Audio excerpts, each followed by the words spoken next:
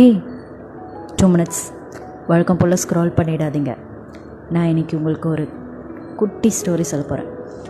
நான் படித்தது. ஒரு பர்சன் டெய்லி வீட்டுக்கு 2 பானையில் தண்ணி கொண்டு போகிறாரு. அதில் ஒரு பானை நல்லா இருக்குது, சூப்பராக இருக்குது, கிராக் இல்லாமல். இன்னொரு பானை கிராக் ஆகிருக்கு. ஸோ ஒரு நாள் கிராக் ஆகிருக்க பானை ஃபீல் பண்ணிச்சான். அந்த பர்சன் கிட்ட சொல்லிச்சான், ஐம் சாரி, நான் உடஞ்சிருக்கேன், நான் உங்களோட எஃபர்ட்ஸை வேஸ்ட் பண்ணுறேன்.